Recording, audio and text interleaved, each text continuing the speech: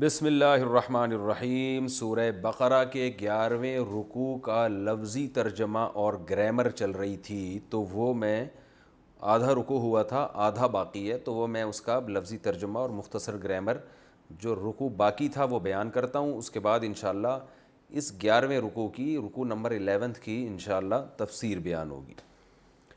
بئس ما اشتروا بہ انفسہم، بئس کہتے ہیں کتنا ہی برا ہے۔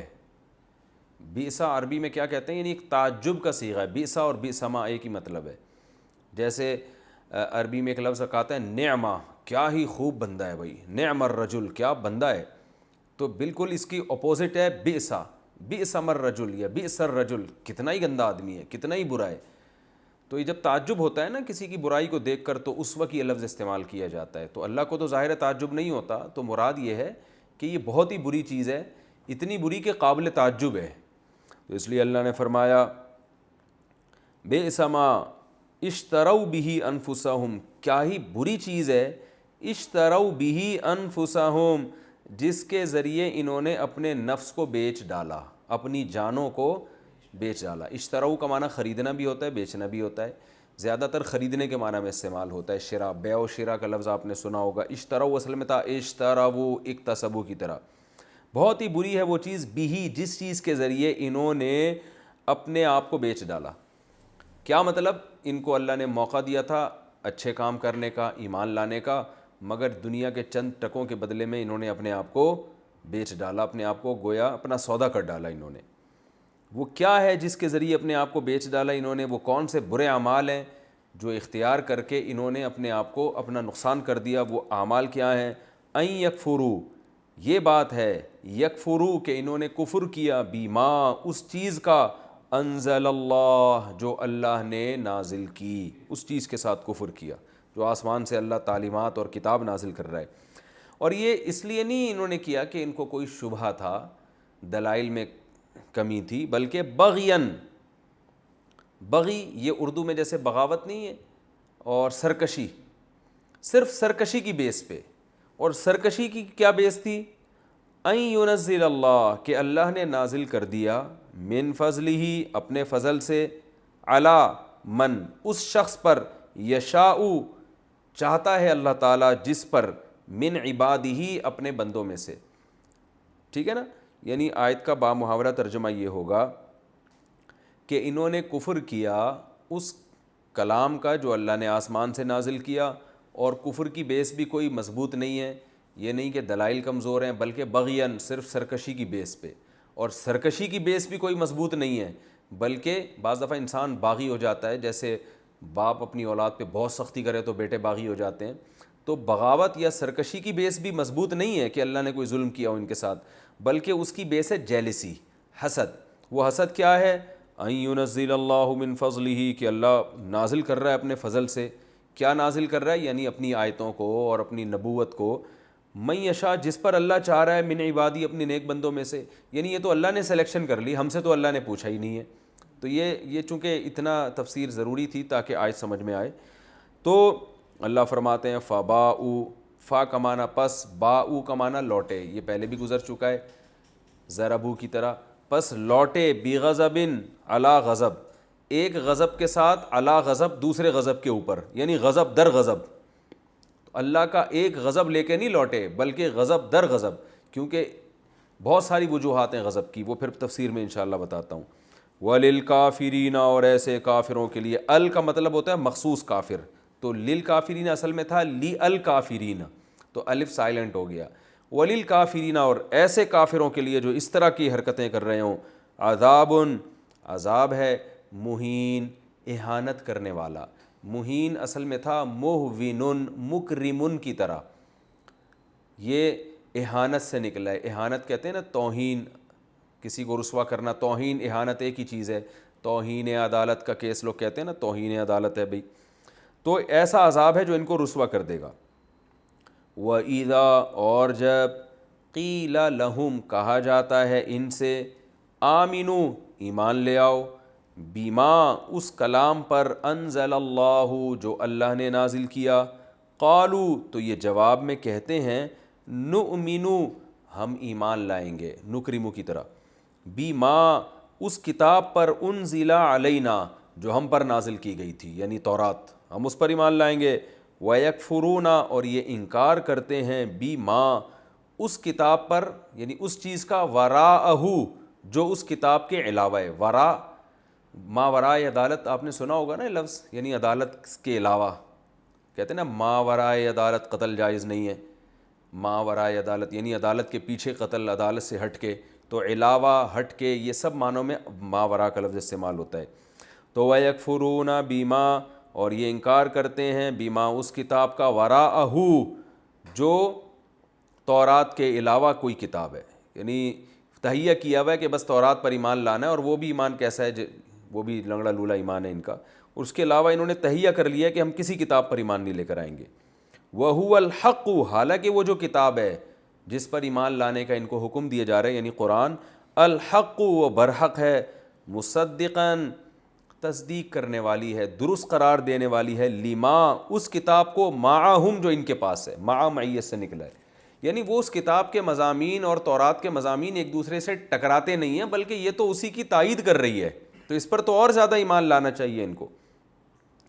قل اے نبی آپ ان سے کہہ دیجئے، فلیما، فا کا معنی تو، یعنی تم جو کہتے ہو کہ ہم صرف تورات پر ایمان لائیں گے، تورات کے علاوہ کتابوں پر ایمان نہیں لائیں گے، تو ان سے پوچھئے کہ اگر ایسا صحیح ہے تو لما کیوں پھر تقتلون تم قتل کرتے ہو انبیاء اللہ اللہ کے نبیوں کو، من قبل اس سے پہلے۔ اگر تمہارا واقعی تورات پر ایمان ہوتا نا تو پھر پیغمبروں کو تم نے کس بیس پہ قتل کیا ہے؟ ان کنتم مؤمنین اگر تم ہو مومن، یعنی اس تورات پر ایمان کے دعوے میں بھی تم جھوٹے ہو۔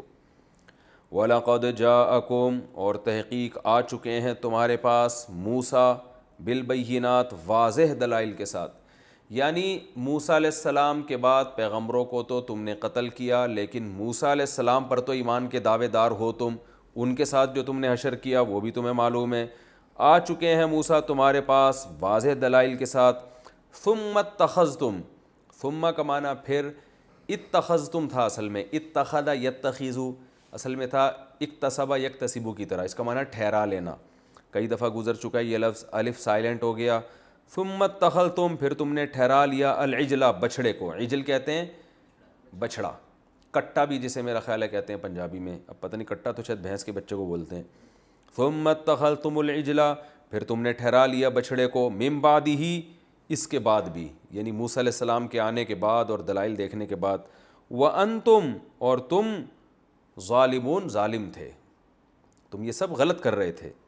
وَإِذْ اور اس وقت کو بھی یاد کرو، اخذنا جب لیا ہم نے، اخذ کیا لیا ہم نے، میثاقکم تم سے مضبوط ایگریمنٹ، ورفعنا اور اٹھا لیا ہم نے، فوقکم تمہارے اوپر، فوق فوقیت سے نکلا ہے اوپر، الطورا کوہ طور کو، کوہ طور کو ہم نے تمہارے اوپر اٹھا لیا تھا، اس وقت کو بھی یاد کرو۔ خذو اور اس وقت ہم نے کہا تھا، یہاں یہ ہم نے کہا تھا کا لفظ محذوف ہے، اس وقت ہم نے کہا تھا خذو، خذ کا معنی ہوتا ہے پکڑو، عربی میں بھی آج یہ لفظ استعمال ہوتا ہے، سعودی عرب میں جائیں خذ، یہ لو بھائی، خذو پلیورل ہے، جمع کا صیغہ ہے، پکڑو، ما اس کتاب کو، آتیناکم جو ہم نے تمہیں دی ہے، بقوت مضبوطی کے ساتھ پکڑ لو، واسمعوا اور اس کے حکام کو غور سے سنو، سماعت کرو۔ قالوا تو اس وقت جواب میں کہنے لگے، سمعنا ہم نے سن لیا، وعصینا لیکن ہم نافرمانی کریں گے۔ عصینا عصیان سے نکلا ہے، عصیان گناہ کو کہتے ہیں نا، عاصی، ضربنا کی طرح، عصینا لیکن ہم نافرمانی کریں گے۔ واشربوا اشربا یشربو اشرابن، اس کا معنی ہوتا ہے پلانا، شراب سے نکلا ہے نا، مشروب، مشروب کوئی بھی پینے کی چیز، میں کئی دفعہ بتا چکا ہوں اردو میں شراب کو شراب کہتے ہیں، لیکن عربی میں شراب کو شراب نہیں، خمر کہا جاتا ہے، تو عربی میں جو شراب ہے نا وہ مشروب کو کہا جاتا ہے۔ تو وَأُشْرِبُوا اور ان کو پلایا جائے گا، اکرمو کی طرح پیسو وائس صحیح ہے، سوری پلایا نہیں جائے گا، وَأُشْرِبُوا اور ان کو پلا دی گئی، فی قلوبہم ان کے دلوں میں، العجلہ بچھڑا، یعنی بچھڑا گھول کے ان کے دلوں میں پلا دیا گیا تھا۔ یہ ایک محاورہ ہے کہ بچھڑے کی محبت ان کے دلوں میں گھول کر ڈال دی گئی تھی، یعنی اتنا کچھ دیکھنے کے بعد بھی بچھڑے کو معبود بنا رہے ہیں، اس کی عبادت کر رہے ہیں، اس کا مطلب بچھڑے کی محبت گویا ان کے دلوں میں گھول کر ڈال دی گئی ہے شیطان کی طرف سے، بکفرہم، ان کے کفر کی وجہ سے، ناشکری کی وجہ سے۔ تو یہ سارے واقعات اے نبی آپ ان کو بتائیں اور پھر ان سے کہیں، قل، ان سے کہہ دیجئے، بئس ما، وہی بئس آ گیا نا، کتنا ہی برا ہے، کیا برا ہے، یأمرکم بہ ایمانکم، امر کرتا ہے جس چیز کا تمہارا ایمان، یعنی تمہارا ایمان تمہیں جن باتوں کا آرڈر کر رہا ہے وہ تو بہت ہی بری باتیں ہیں، تو اس کا مطلب یہ ایمان بھی تمہارا ٹھیک نہیں ہے۔ تم یہ کہتے ہو ہم موسیٰ پہ ایمان رکھتے ہیں، تورات پر ایمان رکھتے ہیں، تو اس ایمان کے بعد تمہاری حرکتیں اگر یہ ہیں تو تمہارا ایمان تو کتنی بری باتوں کا تمہیں حکم دے رہا ہے، اور ظاہر ہے ایمان بری باتوں کا حکم نہیں دیتا، تو مطلب یہ کہ تمہارا ایمان ہے ہی نہیں۔ ان کنتم مومنین، اگر تم واقعی مومن ہو، قل، اے نبی آپ ان سے کہہ دیجئے، ان کانت، اگر ہے، لکم، تمہارے لیے، الدار الآخرہ، آخرت کا گھر، دار گھر کو کہتے ہیں، آخرت کا گھر اگر تمہارے لیے، تم یہ سمجھتے ہو کہ ہم ہی جنت میں جائیں گے، عند اللہ، اللہ کے نزدیک، خالصتاً، خالص، جیسے یہودی کہتے تھے بس ہم ہی جنتی ہیں باقی تو سارے جہنم میں جائیں گے، خالص تمہارے لیے اگر یہ آخرت کا گھر ہے، من دون الناس، لوگوں کو چھوڑ کر، خالص یعنی لوگوں سے ہٹ کے خالص تمہارے لیے ہے، فتمنوا الموت، تو موت کی تمنا کرو۔ تمنو تمنا سے نکلا ہے، اردو میں بھی استعمال ہوتا ہے نا، تو اصل میں تھا تمنیو، تکلفو، آرڈر کا صیغہ، یتکلفو میں جب یا کو ہٹائیں گے تو تکلف امر بنے گا، جمع بنے گی تکلفو، تو تتمنا اصل میں تھا یتتمنیو، یتصرفو کی طرح، تتصرفو کی طرح، تو شروع میں تا ہٹا دو، تمنیو بن گیا، تو پھر اس کو پڑھا جاتا ہے تمنو۔ فتمنوا الموت، تو موت کی تمنا کرو، ان کنتم صادقین، اگر تم سچے ہو۔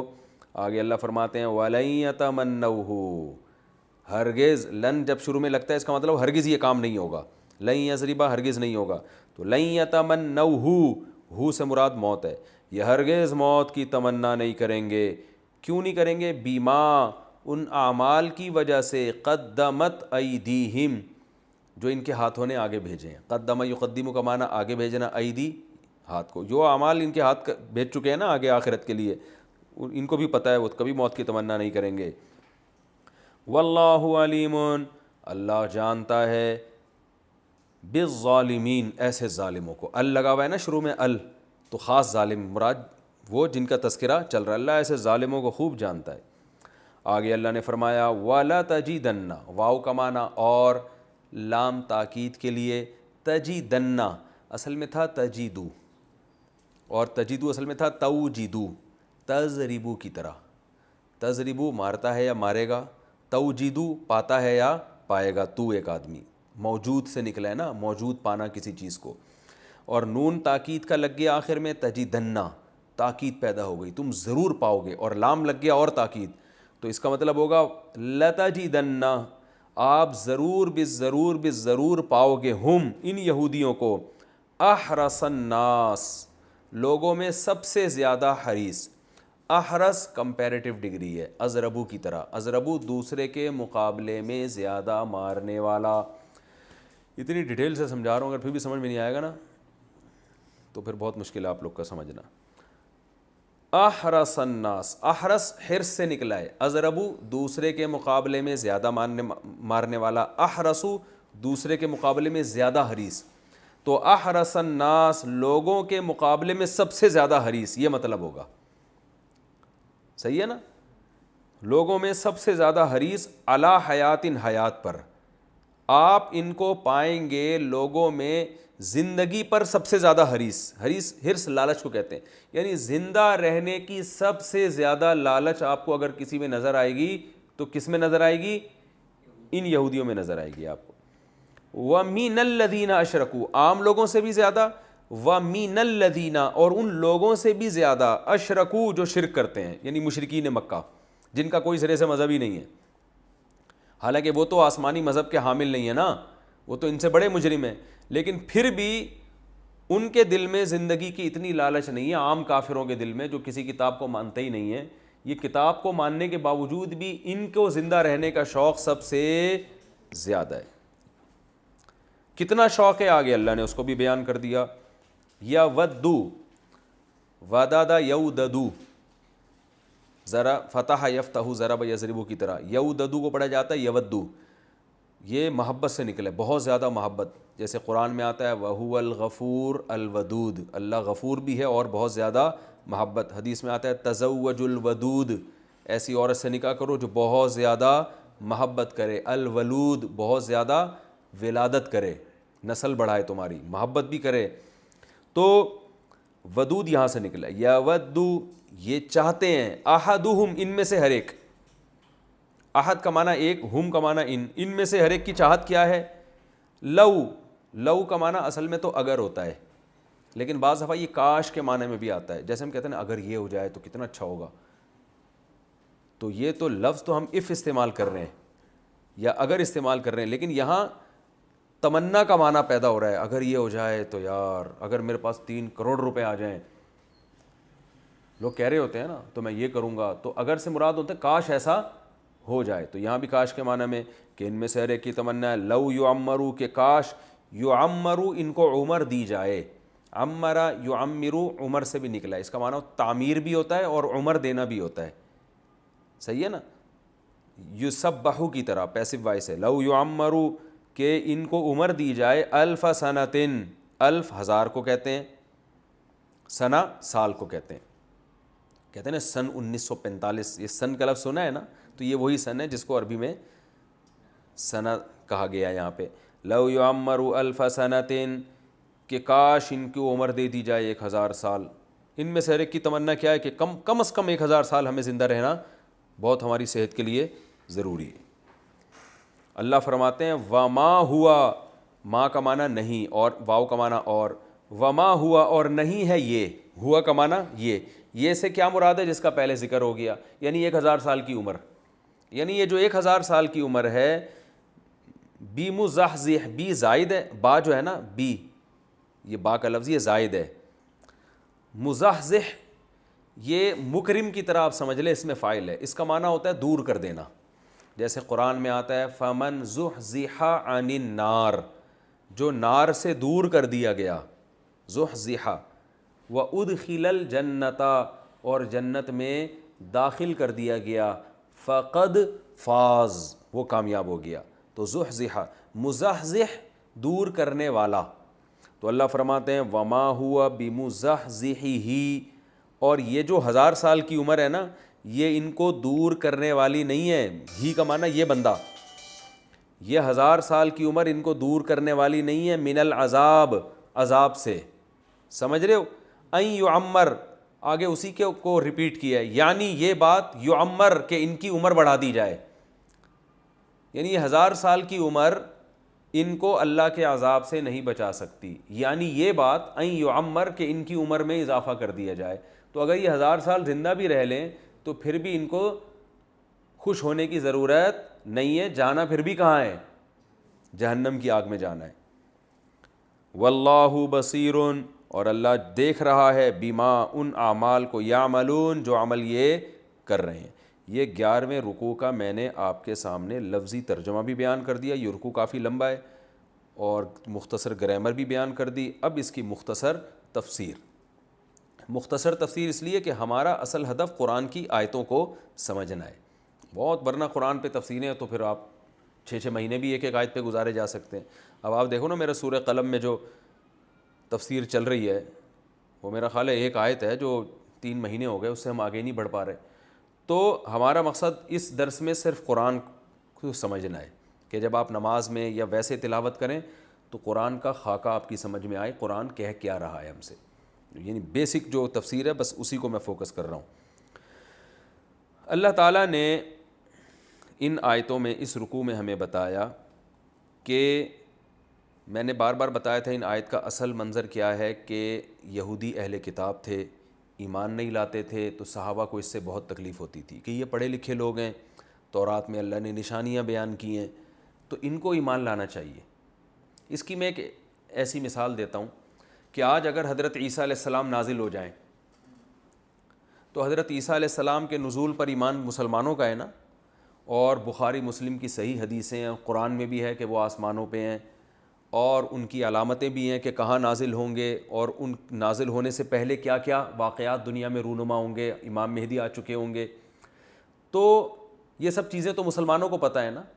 اب حضرت عیسیٰ علیہ السلام نازل ہوں اور وہ یہ دعویٰ کریں کہ میں عیسیٰ ابن مریم ہوں, اور عیسائی اور یہودی وہ سب سے پہلے, یا جو ہندو ہیں یا دوسرے لوگ ہیں, وہ ان کے معجزات دیکھنا شروع کر دیں, تو وہ سب سے پہلے وہ حضرت عیسیٰ سے پوچھیں گے کہ آپ کے سچے ہونے کی کیا علامت ہے. حضرت عیسیٰ کیا فرمائیں گے, بھائی جو مسلمانوں کے نبی ہیں انہوں نے مجھے پہلے میری بشارتیں دے دی تھیں.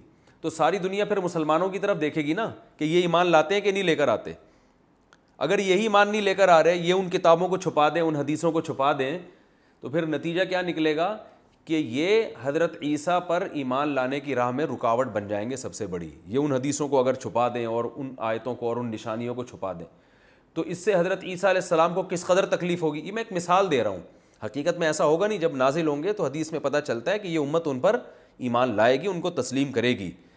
لیکن اگر نہ کرے تو پھر کتنی تکلیف ہوگی نا. وہ بار بار مطالبہ کریں گے, بھائی تمہاری بخاری میں, تمہاری مسلم میں میری علامتیں لکھی ہیں تو لوگوں کو بتاؤ نا. تو یہی حال رسول اللہ صلی اللہ علیہ وسلم کے ساتھ یہودیوں نے کیا. سب سے زیادہ نبی صلی اللہ علیہ وسلم کی علامتیں تو حضرت عیسیٰ نے, حضرت موسیٰ نے بیان کی ہیں تورات میں اور انجیل میں. تو ایمان نہیں لے کر آتے تو مسلمانوں کو تکلیف ہوتی. تو اللہ نے فرمایا کہ آپ غم نہ کریں, ان کی حرکتیں پہلے سے ہی ایسی ہیں. صحیح ہے نا. یہ ان کی حرکت, انہوں نے اپنے پیغمبروں کو نہیں معاف کیا, اور یہ اتنے ڈھیٹ ہیں, یہ تو انتظار میں لگے ہوئے تھے کہ کوئی کتاب آئے. تو جو ایسے ڈھیٹ لوگ ہوتے ہیں وہ اگر گواہی آپ کے حق میں نہ دیں تو پھر ان سے غمزدہ انسان کو نہیں ہونا چاہیے. ہاں یہودی میں بہت سے ایمان بھی لے کر آئے اور قرآن نے ان کی تعریف بھی کی ہے, اور عیسائیوں میں تو بہت زیادہ لے کر آئے. تو یہیں سے اس کا اللہ نے تذکرہ کیا, وَلَقَدْ آتَيْنَا مُوسَى الْكِتَابَ, تحقیق ہم نے موسیٰ کو بھی کتاب دی, وَقَفَّيْنَا مِن بَعْدِهِ بِالرُّسُلِ, اور ان کے بعد پے در پہ بہت سارے پیغمبروں کو ہم لے کر آئے. وَآتَيْنَا عِيسَى ابْنَ مَرْيَمَ الْبَيِّنَاتِ, اور بالآخر آخر میں کون آئے بنی اسرائیل میں؟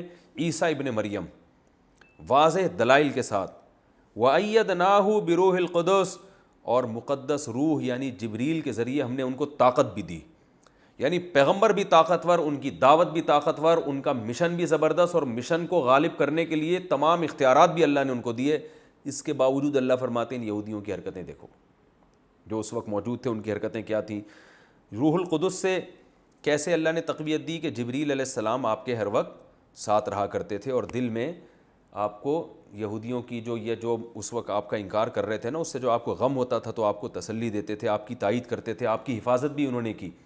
جب یہودیوں نے اپنے خیال کے مطابق آپ کو سولی پہ لٹکایا تو حضرت جبریل فرشتوں کے ساتھ آپ کو اوپر لے گئے. تو اس سے یہ بھی پتہ چلتا ہے کہ اللہ تعالیٰ فرشتوں کے ذریعے بھی انسان کو قوت دیتے ہیں, اور علماء نے اس سے استدلال کیا ہے. اور قرآن و سنت سے یہ بھی پتہ چلتا ہے کہ بعض دفعہ اچھی بات انسان کرتا ہے تو حضرت جبریل کی طرف سے دل میں الہام بھی ہوتا ہے. بعض باتیں علماء کی ہوتی ہیں نا, کہتے ہیں یار یہ تو ایسی باتیں کر رہے ہیں کہ جس طرف عام آدمی کا دماغ نہیں جاتا, یہ تو وہبی ہیں, اللہ کی طرف سے ہبہ ہے, یہ تو الہامی ہے. تو ایسا ہوتا ہے بعض دفعہ. جیسے حضرت حسان ابن ثابت رضی اللہ تعالی عنہ جب شاعری کرتے نا نبی کی شان میں, تو آپ صلی اللہ علیہ وسلم فرماتے پڑھو وہ جبریل معک, جبریل تمہارے ساتھ ہیں. یعنی تم دل میں جو ہے نا تمہارے مضامین کون ڈالے گا؟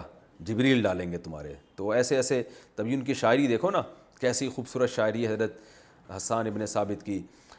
وہ کیا ہے, بڑے زبردست اشعار ہیں ان کے. وَأَحْسَنُ مِنْكَ لَمْ تَرَ عَيْنِي قَطُّ وَأَجْمَلُ مِنْكَ لَمْ تَلِدِ النِّسَاءُ خُلِقْتَ مُبَرَّأً مِنْ كُلِّ عَيْبٍ كَأَنَّكَ قَدْ خُلِقْتَ كَمَا تَشَاءُ. کیسے لگے بندے الفاظ ہیں کہ آپ سے زیادہ حسین میری آنکھ نے کبھی نہیں دیکھا, اور آپ سے زیادہ جمیل کسی ماں نے کبھی جنا نہیں ہے. اگر وہ الٹا کرتے, شاعر تو اتنے الفاظ کا خیال نہیں کرتے, اگر وہ اس کلام کو یوں کر دیتے کہ آپ سے زیادہ حسین کسی ماں نے جنا نہیں ہے, تو یہ کلام غلط ہو جاتا. اس لیے کہ دنیا میں سب سے زیادہ حسن یوسف علیہ السلام کو ملا ہے. تو سوال پیدا ہوتا ہے, کیونکہ حدیث میں آتا ہے کہ اکیلا آدھا حسن اللہ نے یوسف علیہ السلام کو دیا ہے. تو پتہ چلا حسن میں یوسف علیہ السلام جب آدھا اکیلا لے گئے تو باقی تو اللہ نے سب مخلوق میں تقسیم کیا, جس میں ہمارے نبی صلی اللہ علیہ وسلم بھی ہے. تو سب سے زیادہ حسین کون تھے؟ یوسف علیہ السلام. تو اگر حضرت حسان یوں کہتے کہ اللہ نے آپ سے زیادہ حسین کوئی پیدا ہی نہیں کیا ہے, تو خود یہ نبی کی حدیث کے خلاف ہو جاتا. تو ان کے الفاظ کیا ہیں؟ احسن منک لم تر عینی قط, آپ سے زیادہ حسین میری آنکھ نے نہیں دیکھا. لیکن جہاں جمال کی بات آئی تو جمال حسن سے اوپر کی چیز ہوتی ہے. اجمل منک لم تلد النساء، آپ سے زیادہ جمال کسی عورت نے پیدا کیا ہی نہیں ہے. یہ بالکل ٹھیک ہے، حسن میں سب سے آگے حضرت یوسف تھے، مگر جمال سب سے زیادہ رسول اللہ صلی اللہ علیہ وسلم کا تھا. حسن اور جمال میں کیا فرق ہے میں بیانات میں بتا چکا ہوں کئی بار. اور خلقت مبرأ من کل عیب، آپ کو پیدا کیا گیا ہے ہر عیب سے پاک، یعنی وہ عیب جو انسانوں میں عیب سمجھے جاتے ہیں. اور ایسا بہترین اللہ نے آپ کو بنایا ہے کأنک قد خلقت کما تشاء، گویا کہ ایسا لگتا ہے آپ کو دیکھ کے کہ آپ کو ایسے بنایا گیا ہے جیسے آپ نے چاہا. یعنی گویا اللہ نے آپ سے پوچھ کے آپ کو بنایا ہے کہ آپ کی آنکھیں کیسی بنائی جائیں، آپ کے بال کیسے بنائے جائیں. تو آپ خود سوچو کہ اگر کسی سے پوچھ کے اس کو بنایا جائے تو وہ کتنا حسین بنے گا نا. اور تخلیق میں صرف باڈی شامل نہیں ہے، اوصاف بھی. اب مجھ سے اگر اللہ مجھے پوچھ کے بناتے کہ بتا تو کنجوس بننا چاہتا ہے یا سخی، تو میں کیا کہتا؟ سخی. اللہ پوچھتے کتنی سخاوت ڈالوں، تو میں اللہ سے کیا کہتا ہے؟ اللہ ساری دنیا کی جتنی سخاوت ہے نا وہ سب ایک پلڑے میں اور اس کے برابر میرے اندر ڈال دے سخاوت. تو سارے اچھے اچھے اخلاق اپنی مرضی سے ڈلواتے نا. تو ایسا ہے نہیں کہ اللہ نے نبی کو نبی کی مرضی سے بنایا ہے، ایسا ہے نہیں، بلکہ اللہ نے اپنی مرضی سے بنایا ہے. تبھی حضرت حسان یہ نہیں کہہ رہے کہ حقیقت میں اللہ نے آپ سے پوچھ کے بنایا ہے. وہ کہہ رہے ہیں آپ کو دیکھ کے لگتا ایسا ہے، لگتا ایسا ہے، حقیقت تو نہیں ہے لیکن لگتا ایسا ہے. گویا اللہ نے آپ کو ایسا بنایا جیسا آپ نے چاہا. گویا آپ سے پوچھ کے تو یہ بتاؤ یہ وہابی کلام ہے یا نہیں ہے؟ یعنی انسانی دماغ ایسے خوبصورت شاعری کی طرف کہاں، اور الفاظ بھی کتنے آسان ہیں اس کے. تو علماء کے بیانات میں بعض دفعہ ایسی پوائنٹ کی باتیں آ جاتی ہیں کہ انسانی عقل حیران ہو جاتی ہے. تو وَأَيَّدْنَاهُ بِرُوحِ الْقُدُسِ، ہم نے عیسیٰ کو روح قدس یعنی جبریل کے ذریعے طاقت بھی بخشی. لیکن اللہ فرماتے ہیں، ان یہودیوں سے خطاب کرتے ہیں، آفَكُلَّمَا، تو کیا جب بھی جاءکم رسول، کوئی رسول تمہارے پاس آئے گا، بما، ان تعلیمات کے ساتھ، لا تہوا انفسکم، جو تمہارے نفس کی خواہش نہیں ہوگی، استکبرتم، تو کیا تم تکبر شروع کر دو گے، ففریقاً کذبتم، ایک فریق کا تم نے انکار کر دیا، وفریقاً تقتلون، اور ایک پیغمبروں کی ایک جماعت کو تم نے قتل کر دیا. یعنی حضرت موسیٰ اور ان کے بعد اتنے پیغمبر، اور پھر آخر میں سب سے اعلیٰ پیغمبر بنی اسرائیل میں عیسیٰ ابن مریم. لیکن تمہاری عادت کیا تھی کہ جب بھی کوئی پیغمبر تمہارے پاس آ رہا ہے، تمہاری خواہشات کی باتیں کر رہا ہے، تو پھر تو تم مان رہے ہو. جہاں تمہاری خواہشات سے اس کی تعلیمات پیغمبر کی ٹکرا رہی ہیں، تم نے ان کا انکار کرنا شروع کر دیا. یہی حال کس کے ساتھ کر رہے ہو؟ محمد صلی اللہ علیہ وسلم کے ساتھ. کیونکہ وہ جو تعلیم دے رہے ہیں وہ تمہاری خواہشات کے خلاف ہیں. ان میں سب سے بڑی خواہش تمہاری کیا ہے؟ کہ سرداری، اور کہ ہم مقتدی ہیں. تو یہ سرداری تمہاری چھوٹ رہی ہے. تو اللہ فرماتے ہیں ہمیشہ ایسے کرتے ہو، یعنی اب تو ایسا نہ کرو، تم ہمیشہ ایسا کرتے رہے ہو. وقالوا قلوبنا غلف، اور یہودیوں سے جب کہا جاتا ہے نبی پر ایمان لے کر آؤ، تو وہ جواب میں کہتے ہیں ہمارے دل بند ہو چکے ہیں. کیا مطلب؟ ہمیں اتنا پکا موسیٰ علیہ السلام پر ایمان ہے اور آپ کے بعد جو چند پیغمبروں پر، کہ اب ہمیں وہاں سے کوئی ہٹا نہیں سکتا، اور ہم محمد صلی اللہ علیہ وسلم پر ایمان لائیں گے نہیں. اس حوالے سے ہم بڑے استقامت والے لوگ ہیں. تو اللہ فرماتے ہیں استقامت نہیں ہے. لعنہم اللہ بکفرہم، ان کی حرکتوں، ان کے کفر کی وجہ سے، جو یہ ناشکری کے کام کرتے رہے ہیں، ان کی وجہ سے اللہ نے ان پر لعنت کر دی ہے کہ حق بات ماننے کے لیے تیار نہیں ہے. دیکھیں، استقامت اور مضبوطی سے ڈٹ جانا یہ ایک اچھی صفت ہے، بشرطے کہ اچھے کام پر ہو. اور اگر برے کام پہ آپ ڈٹ جاؤ تو پھر آپ کہو میں جناب میری زبان ایک ہے اور میں جو کرتا ہوں وہ کنٹینیو کرتا ہی رہتا ہوں، پھر میں اسے چھوڑتا نہیں ہوں. تو بھائی اچھے کام کے بارے میں تو یہ ٹھیک ہے، برے کام کے بارے میں یہ استقامت اچھی چیز نہیں ہے. تو اللہ نے فرمایا یہ استقامت نہیں ہے کہ تمہارے دل مضبوط ہو چکے ہیں، غلاف میں آ چکے ہیں، اب پیک ہو چکے ہیں، بلکہ یہ تمہاری حرکتوں کی وجہ سے اللہ نے تم پر لعنت کر دی ہے. فَقَلِيلًا مَا يُؤْمِنُونَ، پس بہت ہی تھوڑا ہے یہ لوگ جو ایمان لے کر آتے ہیں، یعنی تھوڑا سا ایمان لاتے ہیں. جو ایمان جتنا لانا واجب ہے وہ ایمان نہیں لے کر آتے. وَلَمَّا جَاءَهُمْ كِتَابٌ مِّنْ عِندِ اللَّهِ، اور جب ان کے پاس اللہ کی طرف سے کتاب آ گئی، یعنی قرآن آ گیا، مُصَدِّقٌ لِّمَا مَعَهُمْ، اور وہ کتاب ان کی کتاب کی تصدیق بھی کر رہی ہے.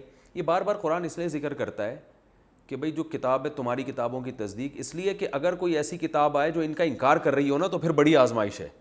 یہ کہیں گے یار ان کے پاس بھی اتنے مضبوط دلائل تھے, معجزے تھے, ان کے پاس بھی, اب ان دونوں میں صحیح کون ہے؟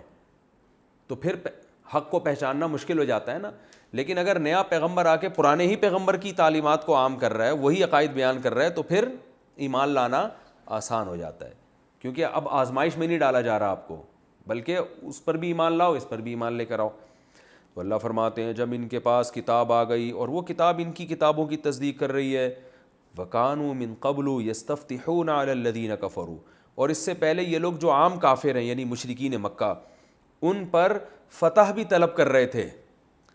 یعنی یہ انتظار میں تھے کہ آخری نبی آئے گا تو ہم اس کا ساتھ دیں گے, تو ان کے ذریعے ہمیں فتح ملے گی مشرکین مکہ پر, اور مکہ میں, مدینہ میں, ہر جگہ اور دنیا میں ہماری حکومت قائم ہوگی. لوگ آسمانی کتابوں والوں کی عزت کرنا شروع کر دیں گے, کیونکہ یہودی آسمانی کتابوں کے قائل تھے نا, تو یہ مذہب ہمارا نظریہ دنیا میں رائج ہوگا. ہر لحاظ سے فتح طلب کر رہے تھے. اور یستفتحون کا معنی جو یہ دوسرے بھی معنی کیے گئے ہیں لیکن راجح معنی یہ معلوم ہوتا ہے. فلما جاءہم, استفتاح کا معنی فتح طلب کرنا, اور فلما جاءہم ما عرفوا, بس جب آ گئی ان کے پاس وہ کتاب, وہ کتاب عرفوا جسے یہ خوب اچھی طرح پہچانتے ہیں. عرفان کا معنی پہچاننا, خوب پہچانتے ہیں کہ اللہ کی کتاب ہے. کفروا بہ, تو انہوں نے اس کا انکار کرنا شروع کر دیا. کیوں انکار کرنا شروع کر دیا؟ اس لیے کہ ان کو اندازہ ہوا کہ یار اگر ہمیں نبی کا ساتھ دیں گے تو دنیا پہ غلبہ تو حاصل ہوگا, لیکن اس کے لیے پہلے اپنی چودراہٹ بھی چھوڑنی پڑے گی, ٹھیک ہے نا. تو فی الحال اپنی چودراہٹ چھوڑنے کے لیے تیار نہیں تھے. پہلے تو کہا کرتے تھے, جیسے آج ہم حضرت عیسیٰ کا انتظار کر رہے ہیں نا کہ حضرت عیسیٰ آئیں گے تو ان کی میت میں جہاد ہوگا, پوری دنیا پر حکومت ہوگی, تو ہم تو انتظار کر رہے ہیں. لیکن جب حضرت عیسیٰ آئیں گے تو جو قوم کے بڑے بڑے چودھری ہوں گے نا, جن کی خلافت جا رہی ہوگی, ان کو سب سے زیادہ, ان میں جو 2 نمبر ہوں گے ان کو سب سے زیادہ تکلیف ہوگی کہ یار ان کے آنے کے بعد ہماری تو کوئی ویلیو رہی نہیں ہے. سمجھ رہے ہیں نا, کوئی بڑا جب آتا ہے تو چھوٹے کی تھوڑی ویلیو ہوتی ہے. فلعنۃ اللہ علی الکافرین, اللہ فرماتے ہیں ایسے کافروں پر لعنت جو کم بخت انتظار میں تھے کہ پیغمبر آئے اور کتاب آئے اور ہم یہ اور ہم یوں اور یہ ایسے ہو جائیں گے. مشرکین کو فخر سے کہا کرتے تھے کہ تم ابھی صبر کرو, بس ایک پیغمبر آنے والا ہے. تو جب آ گیا تو پھر اس کا وہ مشرکین ایمان لے کر آ رہے ہیں اور یہ ایمان نہیں لے کر آ رہے. بئس ما اشتروا بہ انفسہم, اللہ فرماتے ہیں بہت بری چیز ہے جس کے ذریعے انہوں نے اپنے نفسوں کو بیچ ڈالا. کیا بری چیز ہے جس کے ذریعے بیچ ڈالا؟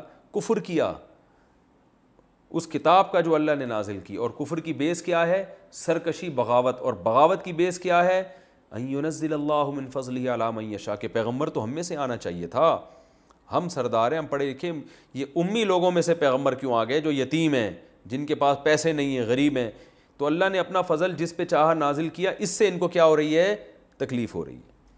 فباؤوا بغضب علی غضب, پس یہ غضب در غضب لے کے لوٹے. ایک غضب تو اس بات کا کہ انہوں نے کفر کیا, انکار کیا. دوسرا غضب اس بات کا کہ انکار کی بیس کیا تھی؟ سرکشی. تیسرا غضب, سرکشی کی بیس بھی کوئی مضبوط نہیں ہے بلکہ جیلسی. تو غضب در غضب کا مطلب 2 غضب نہیں ہے بلکہ بہت سارے. بعض دفعہ عربی میں ایک چیز کو 2 دفعہ بیان کیا جاتا ہے, یہ نہیں بتانے کے لیے کہ 2 دفعہ, بلکہ یہ بتانے کے لیے کہ بہت دفعہ. وَلِلْكَافِرِينَ عَذَابٌ مُّهِينٌ, اور ایسے کافروں کے لیے ذلت والا عذاب ہے. دیکھو قرآن میں جو آتا ہے نا, دردناک عذاب, ذلت والا عذاب, بڑا عذاب, اس میں بھی کوئی حکمت ہوتی ہے کہ ورڈنگ چینج کیوں ہو رہی ہے. یہاں ذلت والا عذاب اس لیے کہ یہاں یہ جیلسی کی وجہ سے ایمان نہیں لے کر آ رہے, اور جیلسی کیا کہ ان کی عزت زیادہ ہماری کم. تو اللہ فرماتے ہیں تمہیں جو عذاب ملے گا وہ ہوگا ہی تمہیں ذلیل کرنے کے لیے. تو جس عزت کی وجہ سے تم نبی صلی اللہ علیہ وسلم کا انکار کر رہے ہو نا, وہی عزت جب جہنم میں جاؤ گے تو وہ کیا ہو جائے گی؟ ختم ہو جائے گی. تو وہ صرف تکلیف دہ عذاب نہیں ہے بلکہ رسوا کرنے والا بھی عذاب ہے. تو مہین کا لفظ یہاں اس لیے لے کر آئے ہیں. قرآن کے جو بلاغت بہت ہے, قرآن میں ایک ایک لفظ جو آیا ہے نا وہ کوئی نہ کوئی اس کے پیچھے وجہ ہوتی ہے.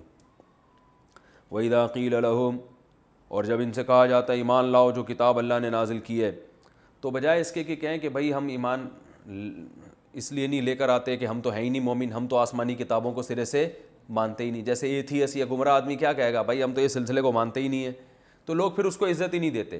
لیکن ان میں دنیا سے محبت اتنی ہے کہ یہ اپنا مومن ہونا، مومن کا جو لفظ ہے وہ بھی نہیں دور کرنا چاہتے اپنے آپ سے، بلکہ چاہتے ہیں کہ ہمیں لوگ کیا کہیں، پیغمبروں پر ایمان والے لوگ، تورات کو ماننے والے، موسیٰ کلیم اللہ کو ماننے والے. تو یہ لفظ اور یہ لقب بھی اپنے سے ہٹانا نہیں چاہتے، انکار بھی کر رہے ہیں سچے پیغمبر کا، اور چاہتے ہیں کہ جیسے ہم کہتے ہیں نا پیڑے کھانے کا، فری میں پیڑے کھانے کا شوق، کہ کفر بھی کر رہے ہیں لیکن لیبل کیا چاہتے ہیں، ایمان کا لیبل لگا رہے. تو ان آیتوں میں اللہ نے ان کے ایمان کی حقیقت بیان کی ہے کہ ایمان کا لیبل جو تم نے لگایا ہوا ہے یہ بھی صرف فارمیلٹی پوری کی ہوئی ہے، ورنہ جن پیغمبروں پر تم ایمان کا دعویٰ کرتے ہو حقیقت میں ان پر بھی تمہارا ایمان نہیں. اللہ نے فرمایا جب ان سے کہا جاتا ہے کہ ایمان لاؤ اس کتاب پر جو اللہ نے نازل کی، تو کہتے ہیں ہم پہلے ایمان لا چکے ہیں، بھائی آپ ہمیں ایمان کی دعوت نہ دیں، ہم پہلے سے مومن ہیں، جو اللہ نے ہم پر کتابیں نازل کی ہیں ان پر ایمان لائے ہیں، لیکن ساتھ ساتھ اس کتاب کے علاوہ کا انکار کر رہے ہیں، حالانکہ وہ بھی برحق ہے، مصدقا لما معہم، اور ان کی کتابوں کی تصدیق بھی کر رہی ہے. تو آگے اللہ نے ان سے فرمایا کہ اے نبی آپ ان سے کہہ دیجئے کہ اگر تم واقعی مومن ہو، تورات اور انجیل پر ایمان رکھتے رہے ہو، فَلِمَ تَقْتُلُونَ أَنْبِيَاءَ اللَّهِ مِنْ قَبْلُ، تمہاری تاریخ کی کتابیں بتاتی ہیں کہ تم نے پیغمبروں کو قتل کیا ہے. تو جو مومن ہوتا ہے وہ پیغمبر کو تھوڑی قتل کرتا ہے. اور پھر اللہ نے دوبارہ انہی برائیوں کو، ان کی برائیوں کو بیان کیا کہ تم نے بچڑے کی بھی عبادت کی اور تورات پہ تم گواہ بنے. 70 آدمی گئے تھے نا، گواہ بن کے آئے تھے، جب دیکھا کہ اس میں احکام مشکل ہیں تو اپنی قوم کو گواہی دینے لگے کہ ہم نے جو تورات دیکھی تھی نا اس میں اللہ میاں نے یہ بھی ہم سے کہا تھا کہ جو آسان احکام ہو ان پر عمل کر لینا، مشکل کیا کر دینا، چھوڑ دینا. تو اس پہ اللہ نے کوہ طور اٹھا کے ان کے اوپر کر دیا کہ یہ گر جائے گا، مر جاؤ گے یہاں پہ سارے. تو پھر فوراً کہا کہ اچھا نہیں اللہ ہم ایمان لے کر آ رہے ہیں، ٹھیک ہے نا. تو اللہ فرماتے ہیں جب ایمان والے تھے تو اس وقت تمہاری یہ حرکتیں تھیں. تو پہلے بھی ان آیتوں کا بیان کیا لیکن وہ کسی اور پیرائے میں، کسی اور مقصد کے تحت. اب جو بیان کیا جا رہا ہے وہ اس حیثیت سے ان آیتوں کو بیان کیا جا رہا ہے کہ تم اپنے ایمان کے دعوے میں سچے نہیں ہو.